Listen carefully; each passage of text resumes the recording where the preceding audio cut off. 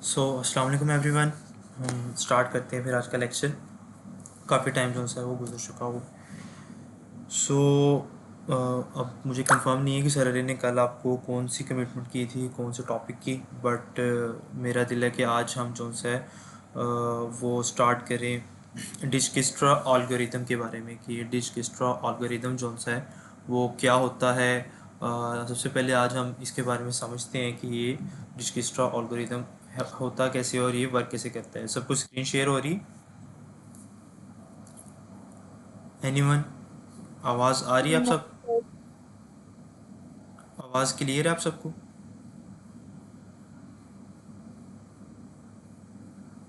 आवाज़ क्लियर है आप सबको? वॉइस क्लियर है, स्क्रीन नहीं शेयर हो रही। ओके, मैं स्क्रीन शेयर करता हूँ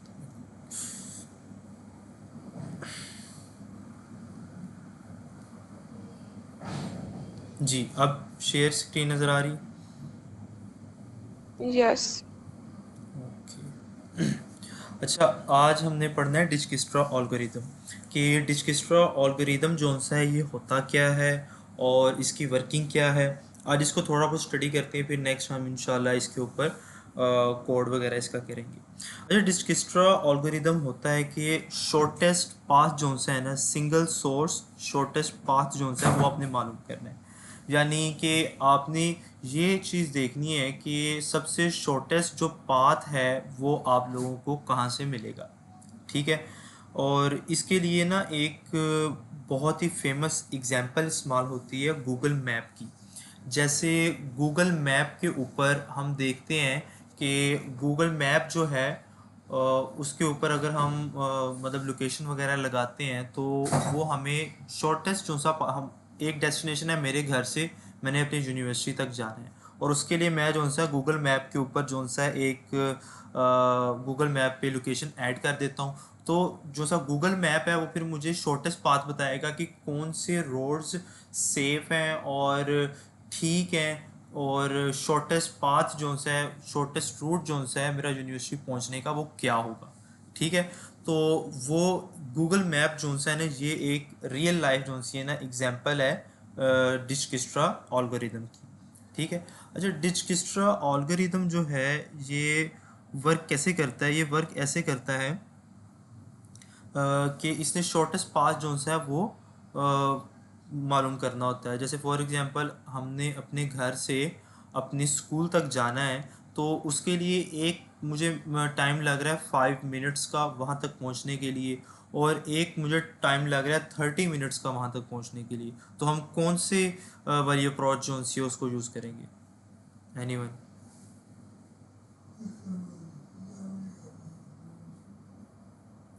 एनीवन? आपको समझ आ रही है सबको? सर दोबारा बताएं। मैंने यहाँ बात की डिजकिस्ट्रा एल्गोरिदम की कि डिजकिस्ट्रा एल्गोरिदम जो सा है इसमें हमने अपनी पॉइंट से लेके, इनिशियल पॉइंट से लेके, स्टार्ट पॉइंट से लेके लास्ट तक जहाँ जाना है ना, वहाँ के लिए हमने जो सा है डेस्टिनेशन तक, तो उसके लिए हमने शॉर्टेस्ट पाथ जो सा है ना वो चूज़ करना है। तो यहाँ पे मैं पूछना ये चाह रहा हूँ कि मैंने अगर अपने घर से स्कूल तक जाना है तो एक रास्ते से जाने के लिए मुझे 5 मिनट्स लग रहे हैं और एक रास्ते पर जाने से मुझे 30 मिनट्स लग रही हैं, तो मैं कौन से वाला path according to Dijkstra algorithm choose करूंगा?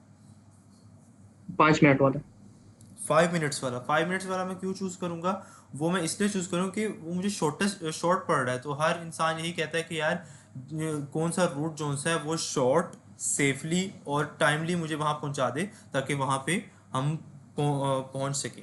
ठीक है। अच्छा, ये जो डिजकिस्ट्रा एल्गोरिदम है ना, इसको कहते हैं ग्रीडी अप्रोच। इसे ग्रीडी अप्रोच भी कहते हैं। ग्रीडी यानी कि इसी वजह से कि जहाँ से हमें शॉर्टेस्ट रूट मिल रहा है हम वहाँ से डालेंगे। जैसे आपने देखा है कि साइकिलिंग वगैरह जिन्होंने रेस देखी है उसके अंदर देखते हैं कि जो रूट होता है बाज़ का, जो उनसे कुछ लोग चीटिंग करने के लिए उस रूट से निकल के शॉर्टेस्ट पाथ से निकल जाते हैं। तो वो भी एक तरह से जो सा है डिजकिस्ट्रा एल्गोरिदम को फॉलो कर रहा होता है, ग्रीडी अप्रोच जो सा है उसको फॉलो कर रहा होता है। ठीक है। यहाँ तक आप सबको समझ आ गई?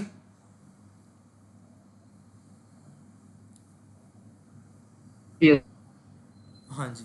यहाँ तक समझ आ गई कि डिजक्स्ट्रा एल्गोरिदम जो सा है ये शॉर्ट अप्रोच के ऊपर जो सा बेस करता है। ये मैंने ना एक एग्जांपल निकाली है, इसके ऊपर से हम ना चेक करते हैं कि अगर मैं डिजक्स्ट्रा एल्गोरिदम को फॉलो करूं तो कैसे मैं अपनी डेस्टिनेशन तक पहुंचूंगा। ठीक है, अब मेरी स्टार्टिंग है एस से। ठीक है, जहाँ ए पॉइंट से मेरी स्टार्ट है और मैंने एफ तक जाना है। ठीक है, अब आपने साथ साथ जो सा इस चीज़ को देखते जाना है। अब स्टार्टिंग पॉइंट है मेरा ए से अब मैंने वहाँ तक जाना है। सबसे पहले मैं देखूंगा ए के पास साथ साथ जो इंडेक्सेस हैं वो कौन से हैं। ठीक है, अच्छा ए के साथ कौन कौन सा लग रहा है? ए के साथ एक तो बी लग रहा है, ए के साथ सेकेंडली जोन सा है वो क्या लग रहा है?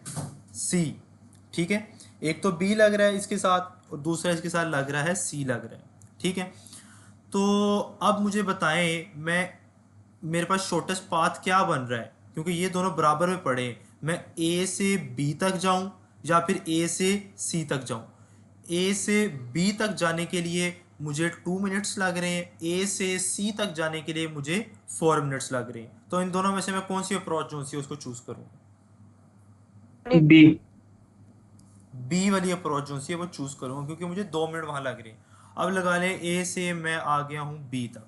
अब हम जो से बी के ऊपर जो से वो खड़े हैं। ठीक है, अच्छा बी के ऊपर खड़े हैं। अब बी से हम देखेंगे बी के साथ कौन कौन से इंडेक्सेस लगे। अब जो पीछे ए है ना, क्योंकि ए से हम आगे निकल गए, ए को अब भूल जाएं आप। ठीक है, बी के साथ लग रहा है सी, बी के साथ लग रहा है ई, बी के साथ लग रहा है डी। अच्छा, अब बी से मैं डी तक जा रहा हूँ तो मुझे 4 मिनट्स लग रहे हैं। बी से मैं ई तक जा रहा हूँ तो मुझे 2 मिनट्स लग रहे हैं।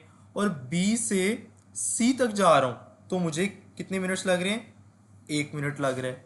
ठीक है, तो लेकिन अगर ये देखें कि अगर मैं बी से ई तक जाऊं और ई से एफ तक जाऊं तो मुझे लग रहे हैं टोटल 4 मिनट्स। लेकिन अगर मैं ऐसा करता हूँ, मैं ये 1 चूज़ कर लेता हूँ, बी से सी तक आता हूँ 1, फिर मुझे यहाँ तक जाऊँगा 3, ये बन जाएगा 4, और 4 + 2 यहाँ पे जहाँ एफ तक जाने के लिए मुझे यहाँ से लग रहे हैं 6 मिनट्स। ठीक है, अब हम डी को भी चेक कर लेते हैं। डी, बी से डी तक जाऊँगा 4 मिनट्स, डी से 2 तक जाऊँगा फिर 2 मिनट्स, ये फिर 6 लग रहे हैं।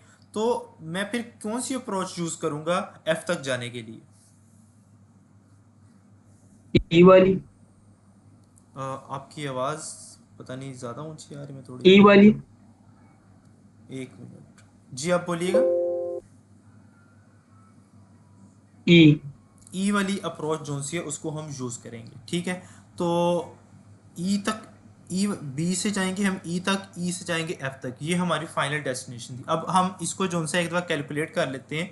जैसे यहाँ से यहाँ तक आए 2 मिनट्स लगे, यहाँ गए हमें 4 मिनट्स लगे, यहाँ लगे हमें 6, यानी 6 मिनट्स के अंदर अगर मैं ये वाला रूट ऐसे करके फॉलो करूँ ना तो मैं 6 मिनट तक अपनी डेस्टिनेशन तक जो सा है वो पहुँच जाता हूँ। लेकिन अगर मैं चूज़ करता हूँ ये वाली, यहाँ से लगा मुझे 4, 4 से ये लगा 7,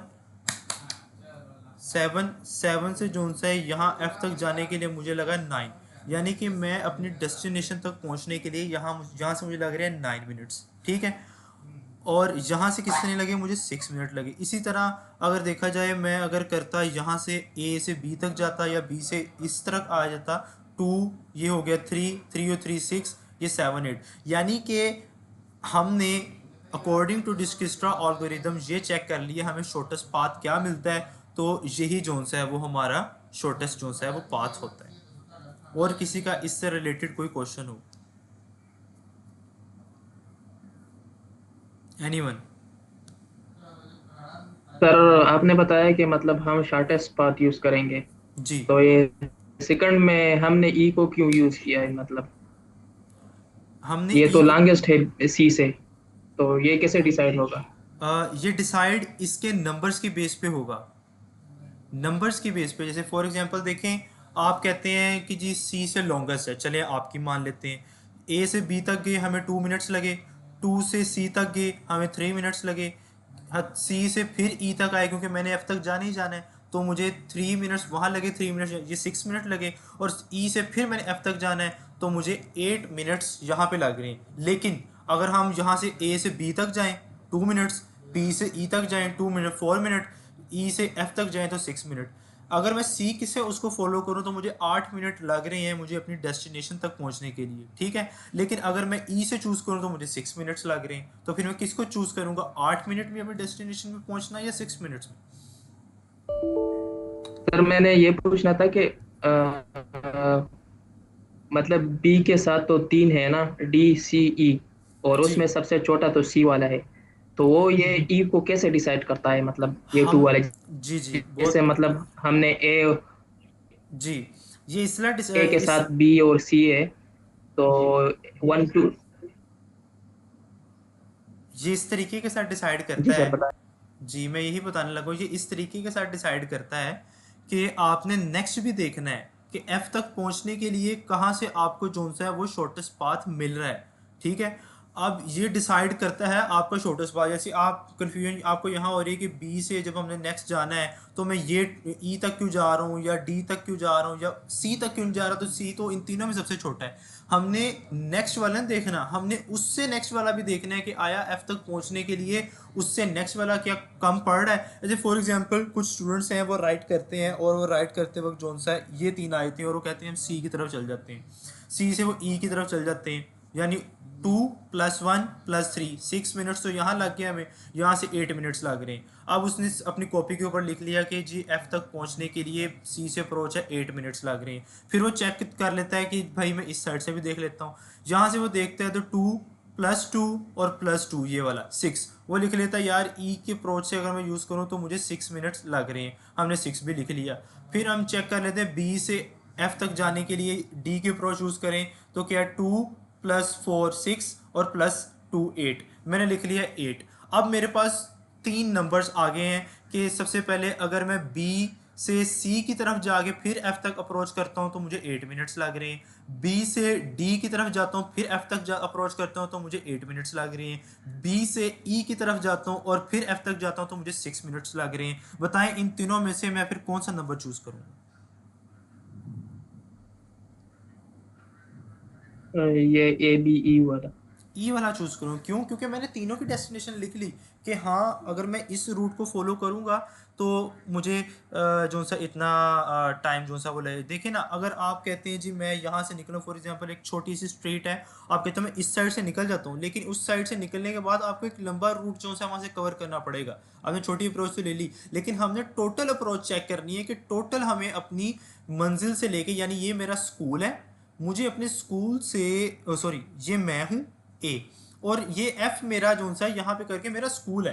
अब मैंने स्कूल तक पहुँचना है तो स्कूल तक पहुँचने के लिए मैं जो सा वो सबसे शॉर्टेस्ट अप्रोच जो सा वो यूज़ करूँगा। मैंने इन तीनों की अप्रोच को जो सा कैलकुलेट कर लिया, साइड पे लिख लिया, उन तीनों में जो सबसे शॉर्टेस्ट थी वो मैंने आगे चूज़ कर ली। लेकिन मोस्टली जो सा हम ये चूज़ करते हैं इनमें सबसे छोटा कौन सा है, लेकिन ये के साथ इससे अगला भी देखना है कि डेस्टिनेशन तक पहुँचने के लिए आपको कितने मिनट्स लग रहे हैं और उनमें से फिर आपने शॉर्टेस्ट जो सा पाथ उसको चूज़ कर लेना है। अब लगी समझ आपको। सही है सर। एक और जो से है जी ना जी हम यहाँ से एक और जो सी एग्जांपल कर लेते हैं, आपको ज़्यादा अच्छे से समझ आ जाएगी। ये देखिए अब हम हैं ए के ऊपर, ए से हमने जाना है जी के ऊपर, जी जोन सी है वो है मेरी डेस्टिनेशन, ठीक है। अब मैं ए के ऊपर हूँ, ठीक है। ए से अब मैंने देखना है कि यहाँ से शॉर्टेस्ट पाथ जो सा, ओ ये तो बार बार चेंज कर रहा है अपने आप को। हम कोई दूसरी एग्जांपल ले लेते हैं, ये शायद 3D है थोड़ा।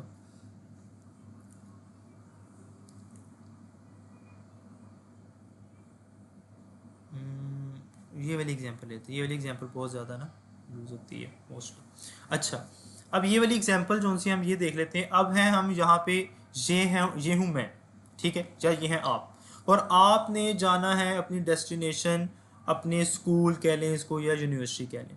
अब इस तक जाने के लिए मुझे जोन सा है वो सबसे ज़्यादा शॉर्टेस्ट पाथ जो है वो चूज़ करना है, ठीक है। अब मैं सबसे पहले देखता हूँ यहाँ से मैं इस रोड की तरफ चलूँ कि मैं इस रोड की तरफ चलूँ। अगर मैं यहाँ से यहाँ तक जाता हूँ तो मुझे 9 मिनट्स लग रहे हैं, अगर मैं यहाँ से यहाँ तक जाता हूँ मुझे 4 मिनट्स लग रहे हैं, तो मैं चूज़ करूँगा हाँ भाई मैं 4 मिनट्स जहाँ लग रहे हैं मैं वहाँ को जाऊँगा। अच्छा ठीक है। अब इसके बाद हम देखते हैं कि यहाँ पे अब आगे, अब यहाँ से इसके साथ कौन कौन से पॉइंट अटैच है, एक तो V2 है, एक V4 है और एक V5 है। अब मैं देख लेता हूँ यहाँ पे सबसे शॉर्टेस्ट कौन सा है। अभी पीछे हमने लिख लिया कि 4 मिनट्स हमें यहाँ तक आने के लिए लगे, ठीक है। अब हम यहाँ से जब इधर को जाएंगे तो 2 मिनट्स लगेंगे, यहाँ से इधर को जाएंगे तो 6 मिनट्स लगेंगे, यहाँ से इधर को जाएंगे तो हमें 1 मिनट में हम वहाँ पहुँच जाएंगे। तो मैं जो सा इसमें जो सबसे शॉर्टेस्ट बन रहा है वो मेरा बन रहा है कि यार मैं 1 मिनट में जहाँ 1 मिनट में जहाँ तक पहुँच रहा हूँ मैं वहाँ तक पहुँचूँ, क्योंकि अगर मैं यहाँ भी जाऊँगा 2 मिनट यहाँ लगेंगे, 7 मिनट यहाँ लगेंगे, और 8 मिनट बाद फिर लगा लें कि ये हो गए 7 और 2 9 हो गए, 9 और 8 कितने हो गए, 17 मिनट हमें यहाँ लग रहे। नहीं भाई, मैंने यहाँ से यहाँ तक आया, मुझे 4 मिनट्स लगे, जहाँ से मैंने ये वाली अप्रोच चूज़ कर ली जहाँ से मुझे 1 मिनट लग रहा है। 1 मिनट में अब मैं पहुँच गया हूँ V4 के ऊपर, ठीक है। अब कितना हो गया 5, ठीक है। अब 5 हो गया है। अब हम देखते हैं कि V4 के साथ कौन कौन से अटैच हैं। एक तो V4 के साथ V5 अटैच है और एक V6 अटैच है। अब 5 मिनट्स लग गए मुझे यहाँ तक आने के लिए। अब मैंने V6 तक जाना है। अगर मैं ये वाली अप्रोच जो सी इसको चूज़ करता हूँ तो 6 + 8 कितना हो गया, ये हो गया 14। मुझे यहाँ तक जाने के लिए 14 मिनट्स लग रहे हैं। लेकिन अगर मैं ये वाली अप्रोच चूज़ करता हूँ 4 वाली, तो 6 + 4 10, 10 + 2 12। अगर मैं ये वाली अप्रोच चूज करता हूँ तो मैं 12 मिनट्स के अंदर अपनी डेस्टिनेशन तक पहुंच रहा हूँ। लेकिन अगर मैं ये वाली अप्रोच चूज करता हूँ तो मुझे 14 मिनट्स से, हाँ 14 मिनट्स जो सी हैं अपनी डेस्टिनेशन तक पहुंचने के लिए लग रहे हैं। आइए आप लोगों को समझ, एनीवन? Yes sir. Yes. तो ये जो सा है डिजकिस्ट्रा एल्गोरिदम जो सा है इस सारी चीज़ों को जो सा है वो फॉलो करता है। इससे डिजकिस्ट्रा एल्गोरिदम से रिलेटेड हम चैट जीपीटी से भी आज पूछते हैं कि हमें जो से इंटरव्यूअर किस तरीके के साथ क्वेश्चनिंग करता है। और मैं आप सबको ये भी कहूँगा कि आप एआई से जो सा है ना वो बात करना सीखें, कि हमने एआई से जो सा है वो बात करनी है या एआई से काम निकलवाना है तो किस तरीके से काम निकलवाना है। आज अभी ना मैं रिसेंटली पिछले दिनों देख रहा था कि जो एक है यहाँ पे थाईलैंड वाली साइड पे ना, ये इन्हीं मलेशिया वाली साइड पे ना एक कंट्री थी, मुझे एग्जैक्ट नहीं याद आ रहा थाईलैंड थी कि कौन सी थी। वो लोग क्या कर रहे हैं, मैंने उनका देखा कि ना वो अपनी मतलब कि उन्होंने ऑफ़र लगाई है कि आप उनके लोगों को एआई यूज़ करना सिखा दें और वो आपको उसका चार्जेस जो है वो पे करेंगे। तो इसलिए बहुत बेस्ट ऑप्शन है कि आप चीज़ों को समझें, ठीक है। आईक्यू से भी लेक्चर लें, यूट्यूब लेक्चर लें, प्लस एआई से आप फर्दर जो सा डिस्कशन करें। और अगर आप एआई से डिस्कस करना, बातचीत करना सीख गए तो ये कोई आप बहुत अच्छा परफॉर्म करेंगे। ओके, तो हम थे डिजकिस्ट्रा। ओके, डिजकिस्ट्रा एल्गोरिदम में से रिलेटेड इंटरव्यूअर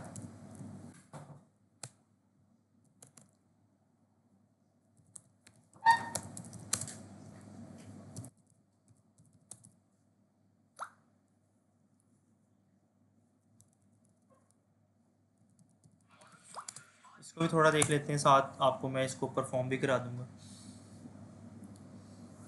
ओके,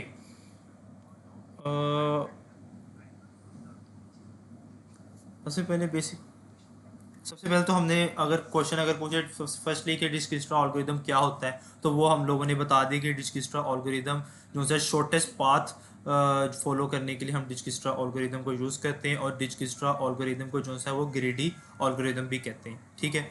और फिर क्या कह रहा है, डिजकिस्ट्रा किस प्रॉब्लम को सॉल्व करता है। डिजकिस्ट्रा जो है हमारी प्रॉब्लम है कि हमारी डेस्टिनेशन कहाँ से शुरू हो रही है और कहाँ पे ख़त्म हो रही है, तो उसमें जो है शॉर्टेस्ट पाथ जो है वो फाइंड करता है, ठीक है। तो शॉर्टेस्ट पाथ फाइंड करने के लिए हम डिजकिस्ट्रा एल्गोरिदम यूज़ करते हैं। यानी ये एक ग्रीडी अप्रोच है कि हम शॉर्ट टाइम के अंदर अपने डेस्टिनेशन तक पहुंच जाते हैं, ठीक है।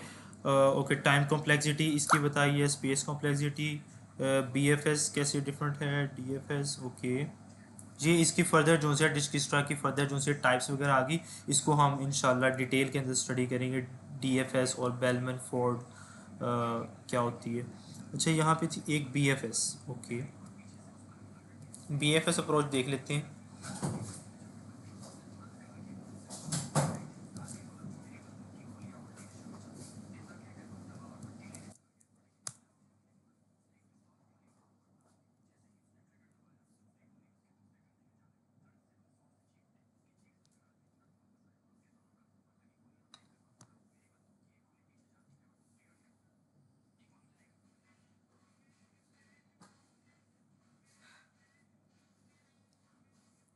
कि ये है बी एफ एस और ये है डी एफ एस।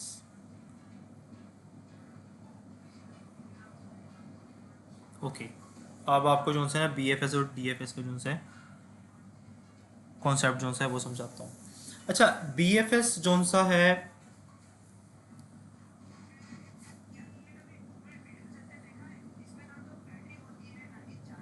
आवाज़ आ रही है थोड़ी, शायद इंटरनेट प्रॉब्लम हुई, आवाज़ आ रही है सबको? Yes sir. जी, ओके स्टार्ट करते हैं। मेरी ना इंटरनेट शायद थोड़ा सा इशू करके। अच्छा अच्छा, यहाँ पे बी एफ एस क्या होता है? बी एफ एस होता है डिस्क्रिप्टा के अंदर ब्रेथ फर्स्ट सर्च कहते हैं इसको हम, ठीक है। जो फर्स्ट सर्च जो सा है यहाँ से इस तरफ की तरफ मूव करता है, यानी ए के बाद बी सी डी, मतलब कि फर्स्ट सर्च की तरफ मूव करता है। और डी एफ एस क्या है? डी एफ एस जो सा है ये डेप्थ फर्स्ट सर्च जो सा है इसकी तरह मूव करता है। अच्छा, बी एफ एस कैसे काम करता है? मतलब कि ये ना लेवल बाय लेवल या ब्रेथ जो सा है ना उसमें आगे बढ़ता है, यानी लेवल बाय लेवल इससे ना आगे बढ़ना है। पहला लेवल क्लियर किया है, फिर उसने दूसरे लेवल की तरफ बढ़ेगा, ठीक है। और पहले सोर्स नोड के सारे जो से इमीडिएट नेबर्स है ना उसको विजिट करेगा, जितने भी उसके नेबर्स हैं करीब के, सबसे पहले उसको ये विजिट करेगा, ठीक है। फिर उनके नेबर्स पे फर्दर जाएगा, ठीक है। तो इसको हम डाटा स्ट्रक्चर की ज़ुबान में इसको जो है फीफो, यानी फर्स्ट इन फर्स्ट आउट, जो पहले आया वो पहले जाएगा, ठीक है। वो उसके तौर पे इसको देखते हैं। जैसे फॉर एग्जांपल हम हैं इस वक्त ए के ऊपर, ए हमने जो सा यहाँ पे नीचे लिख लिया, नीचे लिखा भी हमें मिल गया, ठीक है। ए के ऊपर है, ए से हमने अब बी एफ एस अप्लाई करना है। बी एफ एस क्या कहता है? ब्रेथ फर्स्ट सर्च, यानी लेफ्ट साइड आपके आपने जो सा है यहाँ से देखना है लेफ्ट साइड से, यानी इस साइड से आपने इस साइड की तरफ देखना है। अच्छा, और उसके अलावा आपने हाँ जी, इसके आपने जो है फर्स्ट सर्च जो है इसमें लेफ्ट साइड से देखना। अच्छा, इसके लेफ्ट पे जो है बिल्कुल क्या पड़ा है हमारे पास?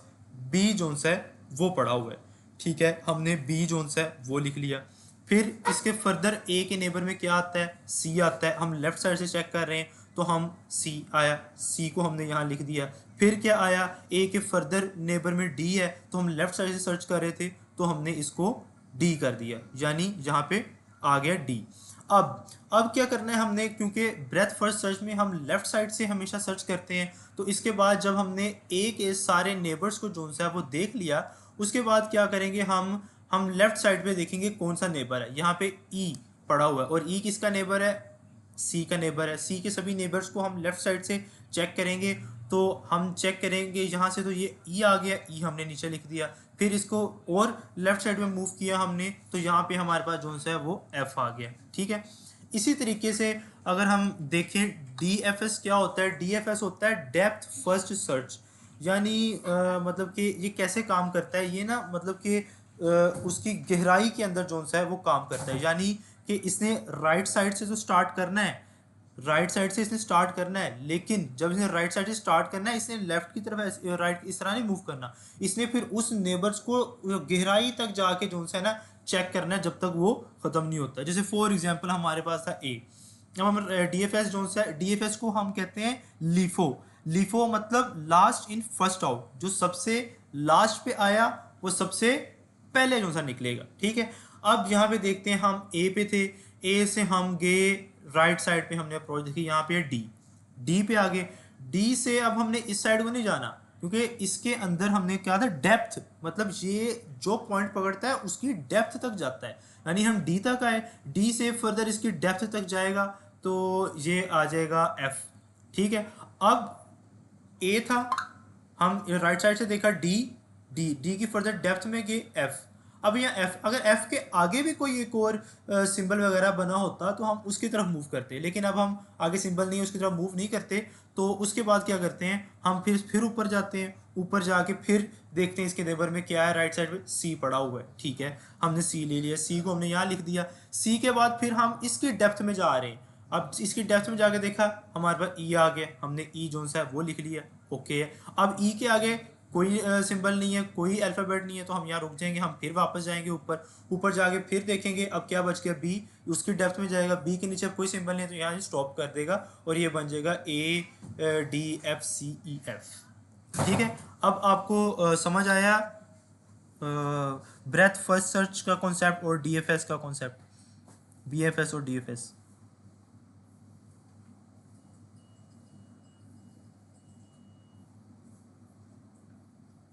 एनीवन, किसी को क्वेश्चन हो यहाँ तक? No sir, clear. क्लियर है, ओके। अब हम जो सा है वो कि साथ में करते हैं और देखते हैं कि और वो क्या चीज़ हमें बता रहा है। मतलब उसने इन शॉर्ट बताया कि डिजकिस्ट्रा जो सा है वो एक ग्रीडी ऑल्गोरिदम भी है, ठीक है। हर स्टेप पर नियरेस्ट अनविजिटेड नोड चूज़ करता है, एक बार शॉर्टेस्ट डिस्टेंस फिक्स हो जाए उसको दोबारा चेंज नहीं करता। अच्छा, जैसे हमने यहाँ पे बात की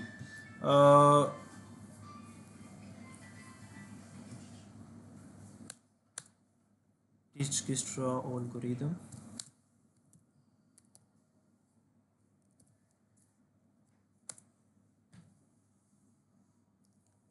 यहाँ पे हमने बात की थी कि जैसे फॉर एग्जांपल हम अपने डेस्टिनेशन से जब आगे बी के ऊपर आ गए ना, तो बी के बाद ये वाली नोड जो सी ये विजिट हो चुकी है, मतलब जहाँ से हम मतलब कि रास्ता तय कर चुके हैं, ठीक है। उसके बाद हम जो नेक्स्ट नोड विजिट करेंगे, सी करेंगे, ई करेंगे, डी करेंगे, लेकिन हम इस नोड को दोबारा विजिट नहीं करेंगे, ठीक है ना।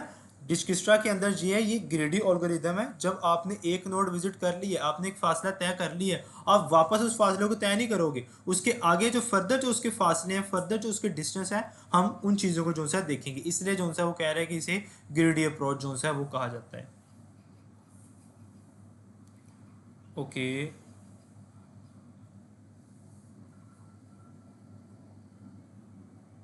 वो आगे वो कह रहे हैं कि डिजकिस्ट्रा आंसर नेगेटिव एज वेट पर फेल क्यों होता है। नेगेटिव एज वेट पे वो फेल इसलिए हो जाता है कि देखें ना कि अगर हमने तो डिस्टेंस कवर करना है, ये तो नहीं ना कि एक डिस्टेंस जोन सा है वो मैं कवर कर लूँ और उसका मतलब कि मैंने समझे 2 से, जैसे ये वाली एग्जांपल पे वापस आते हैं।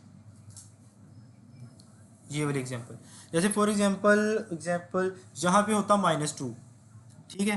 तो यहाँ पे 2 और यहाँ पे हम -2 करते हैं, 2 - 2 ये तो 0 हो गया, ठीक है। तो इस वजह से वो कह रहा है डिजकिस्ट्रा जो सा है वो नेगेटिव जो सा पॉइंट्स है उसके ऊपर कवर नहीं होता, क्योंकि वो तो फिर उसका डिस्टेंस 0 कर देगा। मतलब मैंने इतना ज़्यादा डिस्टेंस कवर कर लिया और मुझे शो हो रहा है कि मैंने कोई डिस्टेंस कवर नहीं किया। इसलिए वो कह रहा है कि डिजकिस्ट्रा जो सा है वो नेगेटिव एजिस पे जो सा है वो फेल हो जाता है, ठीक है। ओके, आगे उसने जोन सा है इसका बताया है कि नेगेटिव साइकिल हो तो डिजकिस्ट्रा जोन सा है वो अच्छा, इसकी ना डिफरेंट और भी हैं। बेलमैन फोर्ड, हम बेलमैन फोर्ड भी एक दफ़ा देख लेते हैं उसको भी।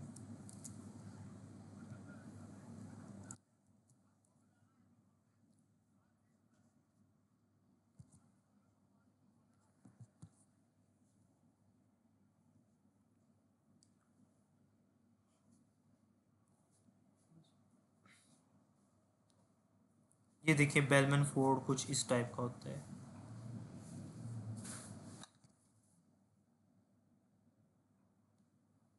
नज़र आ रहा है आप सबको?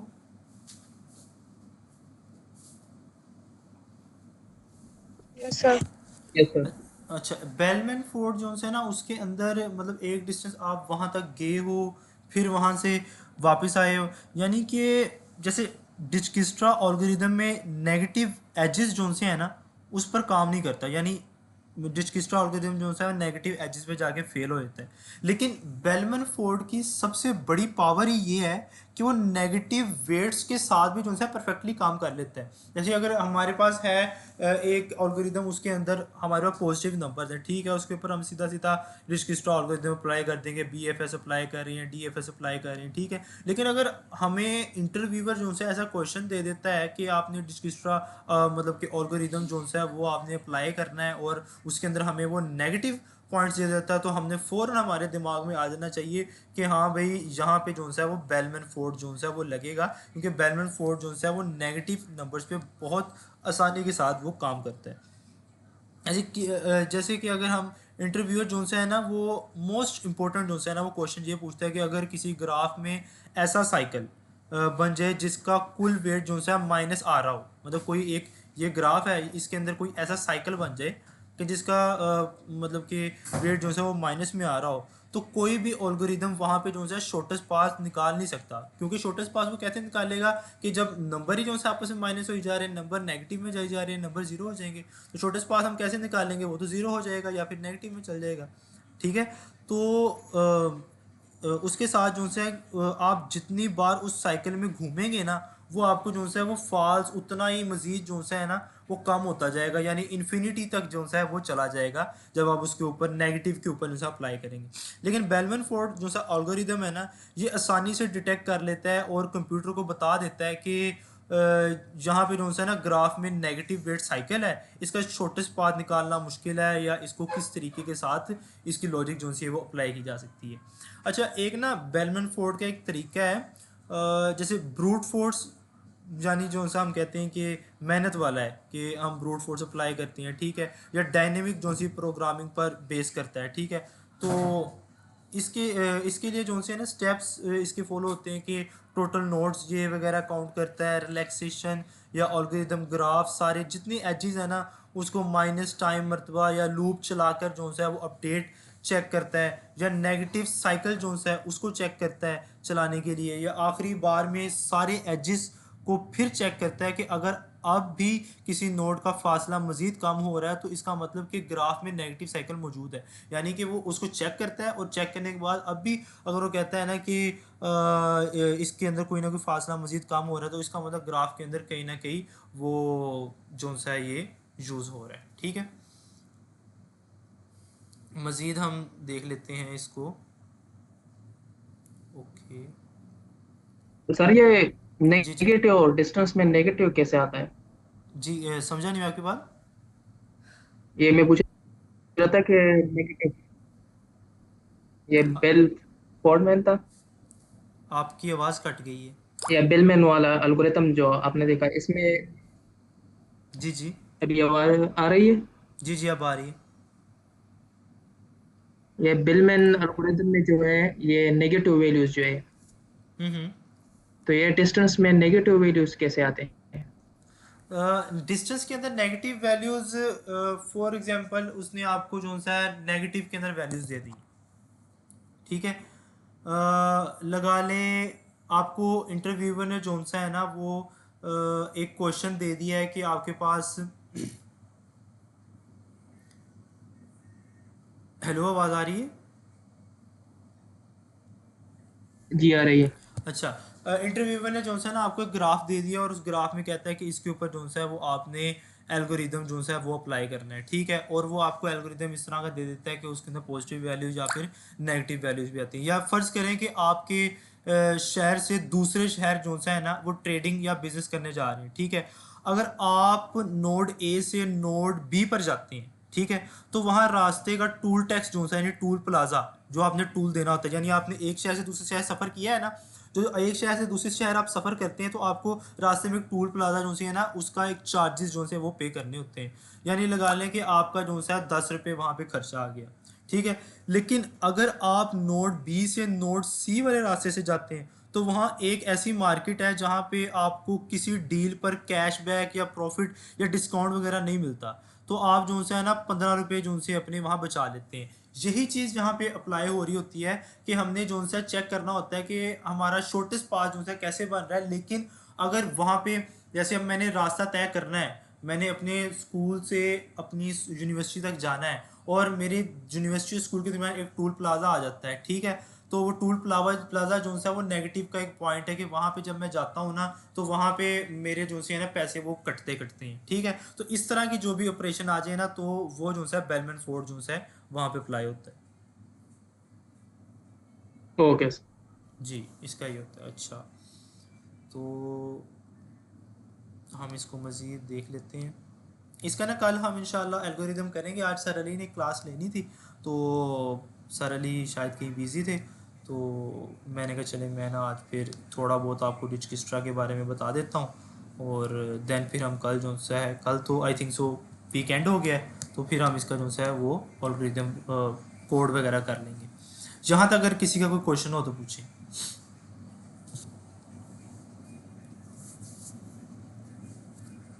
एनीवन? डिजकिस्ट्रा की समझ कहीं से ना आई, बीएफएस की नहीं है, डीएफएस की नहीं है, बेलमन फोर्ड की नहीं है, इसकी हमें टेंशन नहीं लेनी। इसको हमने जो है ना सेपरेटली हर एक के ऊपर जो है ना लीड कोड पे जाके प्रॉब्लम सॉल्व करनी है और आपके कॉन्सेप्ट वहाँ जाके मजीद क्लियर हो जाएंगे। इसके अलावा इसका एक और ऑर्गेनिज्म बनता है, वो भी बड़ा मज़े का है। तो अभी क्योंकि 5 बज गए, क्लास एंड करनी है, तो इंशाल्लाह फिर हम इसको मंडे वाले दिन जो है फर्दर देखेंगे। ठीक है, आप में से किसी को क्वेश्चन हो तो आप जो है वो पूछ सकते हैं।